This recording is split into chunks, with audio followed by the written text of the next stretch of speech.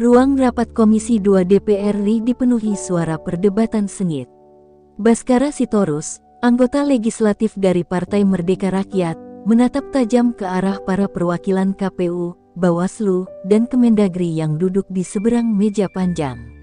Ia merapikan berkas di depannya, lalu membuka suara dengan nada tegas. Kita tidak bisa mengabaikan laporan dugaan kecurangan dalam Pilkada serentak 2024. Ada banyak kejanggalan yang harus dijelaskan. Seorang pejabat KPU, Darmawan Prasetyo, menghela napas sebelum menjawab. Dengan suara terukur, ia berusaha menenangkan suasana. Kami telah bekerja sesuai prosedur, tidak ada intervensi dalam proses rekapitulasi suara, ucapnya. Namun, nada suaranya terdengar goyah, seakan menyadari bahwa bantahannya akan segera dipatahkan. Baskara mengangkat selembar dokumen yang baru saja ia terima dari timnya. Jika semua berjalan sesuai aturan, lalu bagaimana dengan laporan dari berbagai daerah yang menunjukkan ketidaksesuaian data? Ada dugaan penggelembungan suara di beberapa wilayah, dan saya punya bukti yang membuktikan hal itu. Nada bicaranya semakin tinggi, membuat suasana ruangan semakin panas. Salah satu anggota dari partai lawan, Rangga Prasetyo, mendengus sinis. Jangan-jangan Anda hanya mencari sensasi, Baskara. Bukankah partai Anda kalah di beberapa daerah? Ini hanya bentuk kekecewaan yang dibungkus seolah-olah kepedulian terhadap demokrasi, tudingnya sambil melipat tangan di dada. Pernyataan Rangga memicu gelombang suara protes dari beberapa anggota Komisi 2 yang sependapat dengan Baskara. Beberapa dari mereka mulai berbicara bersamaan, menciptakan kekacauan di ruangan itu. Ketua Rapat, Soeharto Wijaya, mengetuk palu berkali-kali untuk meredakan suasana, tapi sulit untuk mengendalikan perdebatan yang semakin liar. Di sudut ruangan, seorang staf dari Bawaslu tampak gelisah. Ia menunduk, mencatat sesuatu di laptopnya sambil sesekali melirik ke arah Baskara. Gerak-geriknya mencurigakan, seolah ada sesuatu yang ingin ia sampaikan, tetapi ada ketakutan yang menghalanginya. Sementara itu, di luar gedung parlemen, seorang jurnalis investigasi, Tania Wibowo, menunggu dengan cermat. Ia sudah mencium aroma skandal sejak beberapa bulan lalu. Dengan kamera tersembunyi yang terpasang di kacamatanya, ia merekam jalannya rapat melalui layar besar di lobi gedung DPR. Jika ada sesuatu yang mencurigakan, ia akan menjadi orang pertama yang mengungkapnya. Ketika suasana rapat semakin memanas, seorang anggota KPU lainnya, Herman Salim, tiba-tiba berdiri dan mengajukan usulan. Jika memang ada bukti, mari kita bicarakan dalam forum tertutup. Tidak perlu membuat kegaduhan di sini, katanya. Namun, Baskara tahu, itu hanya cara untuk menutup-nutupi masalah. Menanggapi saran tersebut, Baskara menggeleng. Tidak, rakyat berhak tahu. Saya tidak akan membiarkan ini berlalu begitu saja. Ia menatap ke sekeliling ruangan, memastikan setiap orang memahami bahwa ia tidak akan mundur dari perjuangan ini. Di saat yang sama, ponselnya bergetar. Sebuah pesan masuk dari nomor tak dikenal. Hentikan sekarang, atau kau akan menyesal. Baskara menelan ludah. Ia tahu, pertempuran baru saja dimulai. Malam itu, di sebuah apartemen kecil di bilangan Jakarta Selatan, Tania Wibowo duduk di depan laptopnya dengan ekspresi serius. Rekaman jalannya rapat tadi siang terus ia putar berulang-ulang. Setiap nada suara, gerak tubuh, dan ekspresi para peserta rapat dianalisis dengan saksama. Ia tahu ada sesuatu yang janggal, terutama dari raut wajah seorang staf Bawaslu yang tampak gelisah sepanjang pertemuan berlangsung. Tepat ketika ia hendak mengetik laporan, ponselnya bergetar. Sebuah pesan masuk dari nomor tak dikenal. Aku punya bukti yang kau cari. Temui aku di parkiran basement Plaza Timur, pukul 23. Tanpa berpikir dua kali, Tania meraih jaketnya dan bergegas keluar. Sementara itu, Baskara Sitorus duduk di ruang kerja pribadinya, menatap layar ponsel dengan mata tajam. Ancaman yang diterimanya beberapa jam lalu masih berputar di benaknya. Ia sudah terlalu lama berkecimpung di dunia politik untuk tidak menyadari bahwa peringatannya tadi bukan gertakan kosong. Namun, rasa takut bukanlah sesuatu yang bisa menghentikannya. Sebuah panggilan masuk membuatnya tersentak.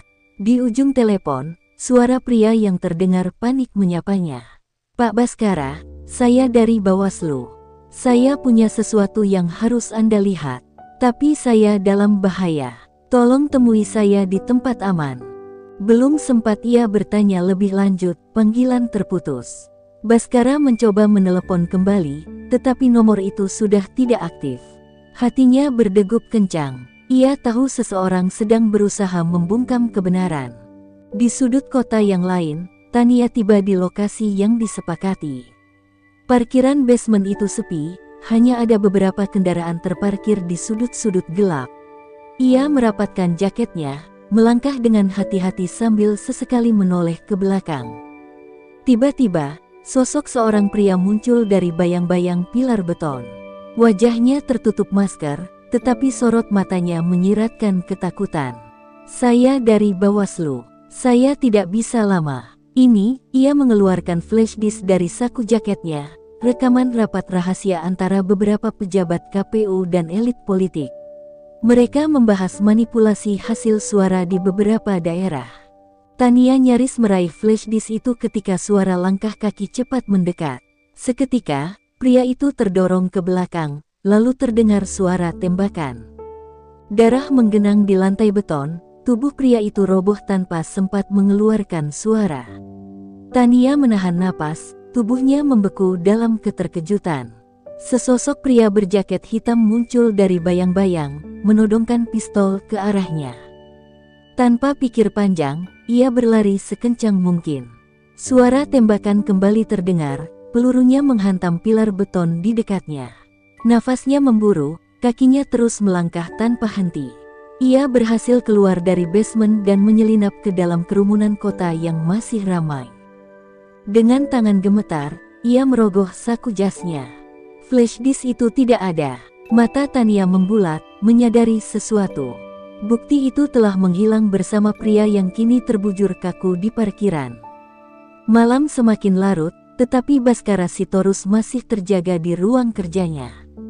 Setiap berkas di atas meja ia telah dengan seksama, berharap menemukan petunjuk yang bisa menghubungkan semua kejanggalan dalam Pilkada Serentak 2024. Namun, pikirannya terganggu oleh panggilan misterius dari seorang anggota Bawaslu yang tiba-tiba terputus. Saat ia hendak menyandarkan tubuh, ponselnya kembali bergetar. Nomor tak dikenal muncul di layar. Dengan ragu, ia mengangkatnya. "Pak Baskara, saya Tania Wibowo. Saya tahu Anda sedang menyelidiki kecurangan pemilu. Saya juga, tapi seseorang ingin membungkam kita." Nada suara Tania terdengar tergesa, seakan sedang berusaha menahan ketakutan. Baskara mengernyit. Apa yang terjadi? Di seberang telepon, Tania menelan ludah. Seseorang dari Bawaslu memberiku rekaman yang bisa membuktikan adanya manipulasi hasil suara. Tapi sebelum sempat menyerahkannya, dia ditembak mati. Dan sekarang flash disk yang berisi bukti itu hilang.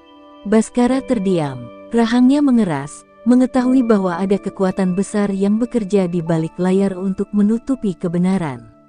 "Di mana kau sekarang?" tanyanya cepat. "Aku bersembunyi. Mereka memburuku," jawab Tania, suaranya nyaris berbisik.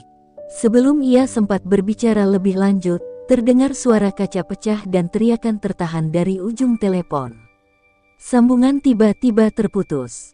Baskara menggenggam ponsel erat-erat. Tanpa membuang waktu, ia mengambil jaket dan bergegas menuju mobilnya. Ia tidak bisa membiarkan seorang jurnalis yang berusaha mengungkap kebenaran menjadi korban berikutnya. Di sebuah apartemen kecil, Tania menekan tubuhnya ke dinding, napasnya memburu. Seseorang baru saja mendobrak pintu, suara langkah kaki terdengar mendekat. Bayangan hitam terlihat di lantai, menandakan seseorang sedang berdiri di ambang pintu. Ia bergerak perlahan, meraih lampu meja dan bersiap melemparkannya. Namun, sebelum ia sempat bertindak, suara berat seorang pria memenuhi ruangan. Kau tak bisa lari selamanya, Tania. Jantungnya berdegup semakin cepat. Ia mengenali suara itu, Surya Wijaya, seorang pengusaha berpengaruh yang namanya sering dikaitkan dengan elit politik. Sebaiknya serahkan dirimu. Kau hanya membuat masalah semakin rumit, lanjut pria itu. Tania menggigit bibirnya. Tidak ada jalan keluar melalui pintu depan. Pilihannya hanya satu. Dengan cepat, ia berlari ke balkon, mendongak ke bawah. 5 lantai dari tanah. Jauh dari aman, tetapi lebih baik daripada tertangkap. Tanpa berpikir panjang, ia melompati pagar dan berpegangan pada pipa drainase. Tangannya gemetar saat tubuhnya turun perlahan. Dari atas, Surya dan anak buahnya berteriak marah, menyadari bahwa buruannya nyaris lolos. Begitu kakinya menyentuh tanah, ia langsung berlari ke jalan raya. Matanya menyapu sekitar, mencari cara untuk kabur. Sebuah mobil hitam berhenti mendadak di depannya, pintunya terbuka. Masuk, suara Baskara menggema dari dalam kendaraan. Tanpa ragu, Tania melompat ke kursi penumpang, dan dalam hitungan detik, mobil melaju kencang, meninggalkan bayangan hitam yang masih mengejarnya. Di dalam mobil yang melaju kencang, Tania Wibowo duduk dengan napas tersengal. Tangannya mencengkeram sabuk pengaman erat-erat, sementara matanya terus melirik ke belakang, memastikan mereka tidak dibuntuti. Di balik kemudi, Baskara Sitorus fokus menatap jalan. Tangannya mengendalikan setir dengan cekatan, melewati kendaraan lain dengan kecepatan tinggi. Apa yang sebenarnya terjadi? Siapa yang mengejarmu? Tanyanya tanpa mengalihkan pandangan. Tania menelan ludah. Surya Wijaya. Aku tidak tahu apakah dia dalang di balik semua ini, tapi dia jelas terlibat. Dia membunuh informanku dan mencoba mengambil flash disk yang berisi rekaman rahasia. Mata Baskara menyipit. Nama Surya Wijaya bukanlah nama asing. Pengusaha yang memiliki banyak koneksi di dunia politik itu sudah lama dicurigai bermain di belakang layar. Tapi sejauh ini, tak ada bukti kuat yang bisa menyeretnya ke meja hijau. Tiba-tiba, sorot lampu dari belakang semakin terang. Sebuah SUV hitam melaju cepat, mendekati mereka dengan agresif. Mereka mengejar kita, seru Tania, tubuhnya menegang. Baskara mengumpat pelan, pegangan. Dengan cekatan, ia membanting setir ke kanan, memasuki jalanan kecil yang gelap. Ban mobil berdecit keras, hampir kehilangan kendali, tetapi ia tetap melaju. SUV hitam itu tidak menyerah. Kendaraan tersebut mengikuti mereka dengan keganasan yang mengancam. Tania merogoh tasnya, mencari sesuatu yang bisa digunakan untuk bertahan. Ia menemukan pena taktis kecil, tetapi cukup tajam jika digunakan dengan tepat. Ada senjata, tanyanya, berharap Baskara punya sesuatu yang lebih berguna. Baskara menggeleng. Kita tidak bisa melawan mereka secara langsung. Kita harus menghilang. Jalanan semakin sempit, dan tiba-tiba di depan terlihat sebuah jembatan kecil yang mengarah ke kawasan perbukitan. Baskara mempercepat laju kendaraan, lalu tanpa peringatan, ia membanting setir ke kiri, memasuki jalur tanah yang tersembunyi oleh pepohonan. SUV hitam di belakang tampak ragu beberapa detik sebelum akhirnya memilih untuk melaju lurus, kehilangan jejak mereka. Setelah beberapa menit berkendara dalam keheningan, Baskara akhirnya menghentikan mobil di balik rerimbunan pohon. Mesin dimatikan, dan gelap malam menyelimuti mereka. Kita aman untuk sementara, gumamnya. Tania masih berusaha mengatur napasnya. Aku harus menemukan flash disk itu. Itu satu-satunya bukti yang bisa mengungkap kebenaran. Baskara mengangguk, dan kita harus bergerak cepat. Kalau Surya sampai menemukannya lebih dulu, semua akan sia-sia.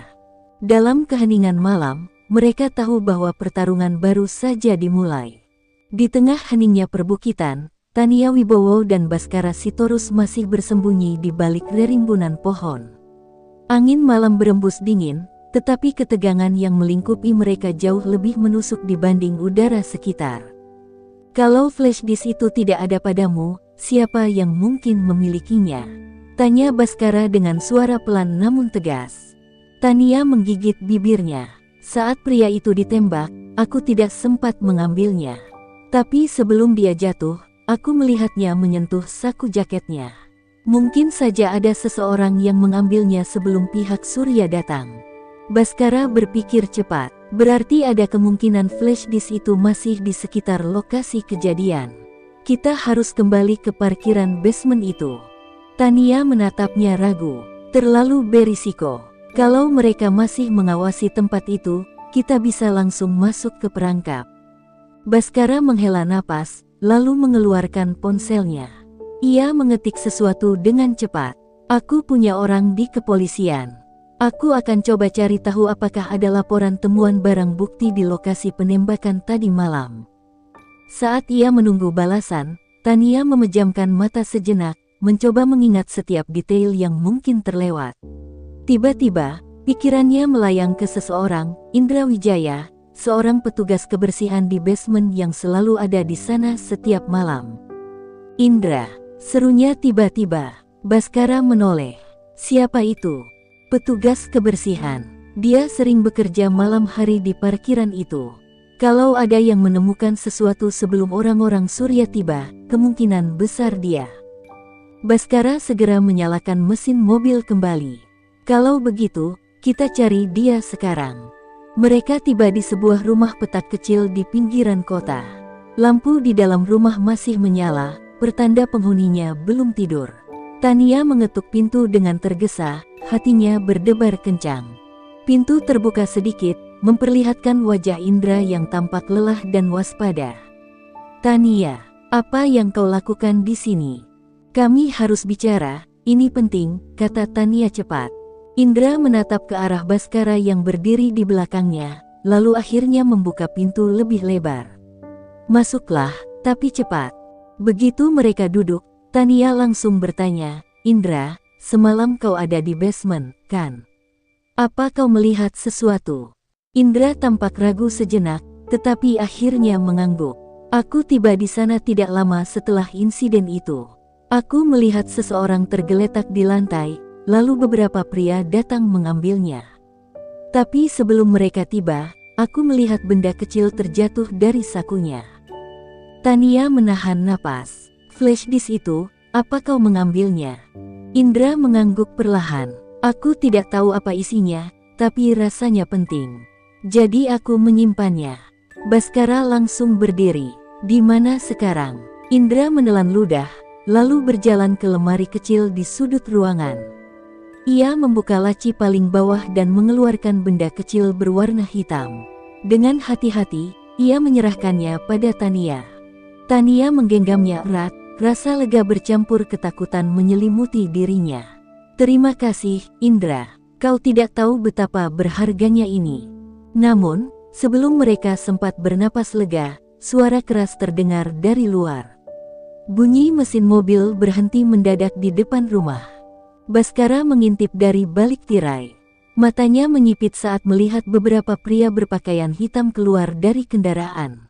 Mereka menemukannya, bisiknya. Tania merasakan darahnya berdesir. Tidak ada waktu untuk berpikir panjang. Baskara menarik tangannya. Kita harus keluar dari sini. Sekarang. Dengan cepat, mereka mencari jalan keluar lain. Namun, sebelum berhasil bergerak, ketukan keras menggema di pintu depan. Ketegangan mencapai puncaknya. Tidak ada tempat untuk lari. Tidak ada waktu untuk bersembunyi. Mereka telah ditemukan. Ketukan di pintu berubah menjadi gedoran keras. Baskara segera memberi isyarat kepada Tania dan Indra untuk mundur ke belakang rumah. Napas mereka tertahan, detak jantung berpacu seiring meningkatnya ketegangan. Dari luar, suara seseorang terdengar. Buka pintunya sekarang, atau kami dobrak. Indra menelan ludah. Mereka siapa? Bisiknya gemetar. Tangan kanan Surya Wijaya, jawab Baskara cepat. Orang-orangnya tidak segan menghabisi siapapun yang menghalangi.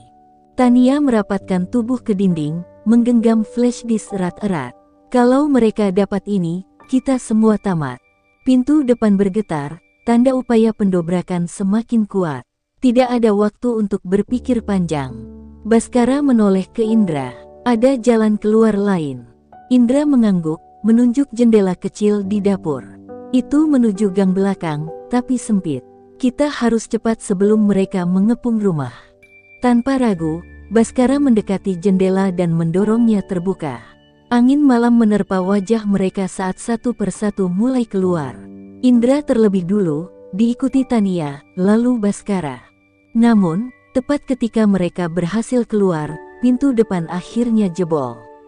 Suara langkah kaki yang berat menggema di dalam rumah. Mereka telah masuk. Baskara memberi isyarat agar mereka tetap diam. Dengan gerakan perlahan, mereka menyelinap melewati gang sempit di belakang rumah, berusaha menjauhi bahaya. Namun, baru beberapa meter melangkah, suara teriakan menggema. Mereka kabur, kejar. Tania menahan napas. Mereka tahu. Tanpa membuang waktu, Baskara menarik tangan Tania dan mendorongnya untuk berlari lebih cepat. Indra berusaha mengikuti, tapi usianya yang lebih tua membuatnya tertinggal. Suara langkah kaki semakin mendekat. Terdengar letupan senjata, peluru menghantam dinding bata di sekitar mereka. Kita tidak bisa terus lari seperti ini, seru Tania panik. Baskara berpikir cepat, matanya menangkap sebuah gang yang lebih gelap di sisi kanan. Masuk ke sana. Mereka berbelok tajam, berharap bayangan malam menyembunyikan mereka. Tapi tepat saat mereka hampir lolos, Indra tersandung dan jatuh. Tania berbalik, matanya membelalak. Indra. Sebelum Baskara sempat menariknya kembali, suara tembakan meledak di udara. Indra mengerang, tubuhnya tersentak sebelum akhirnya jatuh diam di tanah. Tania menutup mulutnya, menahan isakan. Baskara menggertakkan giginya. Tidak ada waktu untuk bersedih. Dengar aku, kita harus terus bergerak, bisik Baskara dengan suara bergetar, meskipun hatinya dihantam rasa bersalah. Dengan air mata menetes, Tania mengangguk. Mereka kembali berlari, meninggalkan tubuh Indra yang kini tak bernyawa.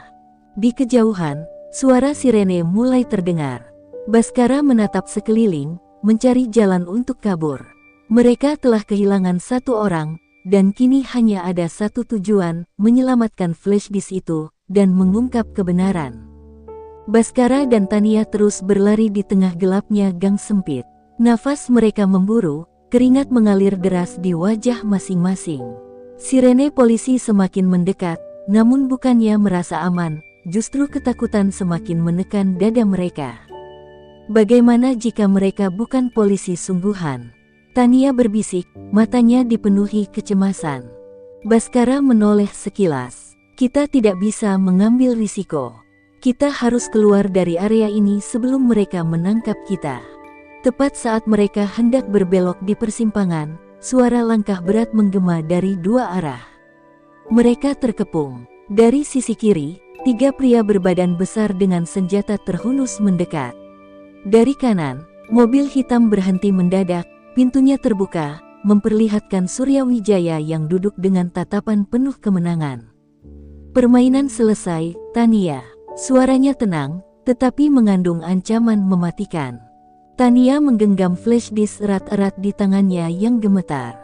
Kau tidak akan mendapatkannya, suaranya bergetar, tetapi sorot matanya menunjukkan perlawanan. Surya terkekeh pelan. Ah, kau selalu keras kepala. Tapi kali ini, kau kalah. Dengan cepat, Baskara menarik Tania ke belakang, mengambil posisi melindunginya. Kalau kau ingin flash disk itu, kau harus melewati aku dulu, tantangnya. Surya mendesah, lalu mengangguk ke anak buahnya. Kalau begitu, bunuh dia. Dalam sekejap, suara letusan senjata menghantam udara.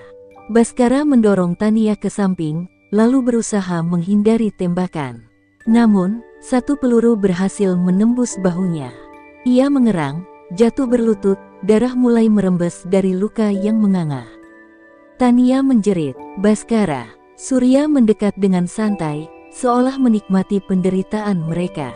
Kau benar-benar ingin mati demi sesuatu yang tidak bisa kau menangkan. Dengan sisa tenaga, Baskara mengangkat kepalanya.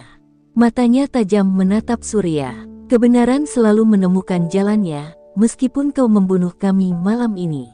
Surya tertawa kecil, kemudian mengulurkan tangannya ke arah Tania. Berikan itu sekarang, atau aku pastikan Baskara mati di hadapanmu. Tania menggigit bibirnya, tubuhnya gemetar. Flash disk itu ada dalam genggamannya, tetapi jika jatuh ke tangan Surya, semua akan sia-sia. Matanya beralih ke Baskara yang terengah-engah menahan sakit. Baskara menggeleng pelan, memberi isyarat agar Tania tidak menyerah. Air mata menggenang di mata Tania. Dalam sekejap, ia membuat keputusan. Dengan gerakan secepat kilat, ia merobek liontin di lehernya dan memasukkan flash disk ke dalamnya. Lalu, dengan penuh keberanian, ia melempar liontin itu ke selokan air di belakangnya. Flash disk itu tenggelam dalam hitungan detik. Surya membelalak. "Apa yang kau lakukan?" Tania menatapnya tajam. "Sekarang kau tidak akan pernah mendapatkannya." Amarah Surya meledak. Ia memberi isyarat kepada anak buahnya. "Bunuh mereka sekarang juga." Namun, sebelum mereka sempat menarik pelatuk, sirene polisi semakin dekat dan suara perintah terdengar lantang. "Turunkan senjata kalian." Pasukan khusus kepolisian datang, mengepung tempat itu. Dalam sekejap, orang-orang Surya terpaksa mundur, sementara Tania segera berlari ke sisi Baskara, memegangi tubuhnya yang semakin melemah. Baskara berbisik, suaranya penuh kelelahan. "Kau menyelamatkan semuanya." Tania menahan air matanya. "Aku tidak akan membiarkan mereka menang." Surya yang menyadari situasinya semakin buruk, berusaha melarikan diri ke dalam mobilnya. Namun, sebuah tembakan peringatan meledak di udara, membuatnya terhenti. "Kau tidak bisa kabur, Surya," seru suara tegas dari seorang petugas berpangkat tinggi. Surya menggertakkan giginya, sadar bahwa segalanya telah berakhir. Tania menghela napas panjang. Pertarungan belum selesai, tapi untuk pertama kalinya, ada harapan. Tania menekan luka di bahu Baskara, berusaha menghentikan darah yang terus mengalir. Wajahnya penuh kepanikan, sementara napas pria itu semakin berat. Tatapan matanya mulai meredup, membuat dada Tania sesak oleh ketakutan yang tak tertahankan. "Tahan sedikit lagi, ambulans akan segera datang." Tania berbisik, suaranya bergetar. Baskara tersenyum samar, meskipun rasa sakit yang dideritanya begitu jelas. "Aku tidak menyesal, Tania." Suaranya lemah, tapi ada keteguhan di dalamnya. "Aku hanya ingin kau tetap hidup, dan memastikan kebenaran ini tidak hilang begitu saja." Air mata menetes di pipi Tania. "Jangan bicara seperti itu. Kau akan selamat, kita akan melawan mereka bersama." Namun, sebelum Baskara sempat menjawab, keributan kembali terjadi. Surya yang tadi sudah dikepung polisi mendadak bertindak nekat. Dengan gerakan cepat, ia merampas senjata dari salah satu anak buahnya yang tertangkap dan menodongkannya ke kepala seorang petugas. "Lepaskan aku, atau aku akan membunuhnya." Surya berteriak, matanya penuh amarah dan keputusasaan. Polisi segera bersiaga, moncong senjata diarahkan ke arahnya. Seorang petugas berpangkat tinggi mencoba menenangkannya. "Jangan bodoh, Surya, kau tidak bisa lari dari semua ini." Tania menatap adegan itu dengan jantung berdebar. Jika Surya berhasil melarikan diri, semua usaha mereka akan sia-sia. Kejahatan yang selama ini dikubur dalam kegelapan akan kembali menjadi rahasia, dan nyawa yang telah hilang akan terbuang percuma. Dalam kepanikan, ia menoleh ke Baskara. Pria itu menatapnya dengan sorot mata yang penuh arti. Tania menggeleng. "Tidak," bisiknya, menyadari apa yang ada dalam pikiran Baskara. Namun, Baskara sudah mengambil keputusan. Dengan sisa tenaga, ia meraih pistol yang tergeletak di dekat tangannya, senjata yang jatuh dari salah satu anak buah Surya yang sebelumnya tumbang. Gerakannya cepat, tanpa ragu. Das! Satu tembakan menggema di udara. Surya terhuyung ke belakang. Matanya membelalak, tangannya gemetar saat menyentuh dadanya yang kini bersimbah darah. Senjata yang ia genggam jatuh ke tanah dengan dentingan nyaring. Tubuhnya ambruk. Untuk pertama kalinya, ketakutan tampak di wajahnya. Baskara menatapnya tajam, meskipun tubuhnya sendiri hampir kehabisan tenaga. "Ini untuk semua orang yang kau sakiti," gumamnya lemah. Polisi segera bergerak, mengamankan keadaan. Petugas medis akhirnya tiba, bergegas menghampiri Baskara dan menaruhnya di atas tandu. Tania menggenggam tangannya erat-erat, enggan melepaskannya. "Tolong, selamatkan dia," suaranya penuh kepedihan, memohon kepada para medis. Namun, tubuh Baskara semakin lemah. Napasnya pendek dan terputus-putus. Tatapannya mulai kehilangan fokus. "Tania," bibirnya bergerak lirih. "Jangan biarkan pengorbanan ini sia-sia." Tania mengangguk cepat, air matanya tak terbendung. "Aku janji, Baskara, aku janji." Dengan sisa kekuatannya, Baskara tersenyum tipis sebelum akhirnya matanya terpejam selamanya. Tania menjerit, mengguncang tubuhnya yang kini tak lagi bergerak. Namun, dunia seolah tak peduli pada penderitaannya. Di kejauhan, langit mulai terang. Matahari perlahan terbit, menyinari tanah yang basah oleh darah dan air mata. Kebenaran telah terungkap, kejahatan telah tumbang, tapi harga yang harus dibayar terlalu mahal.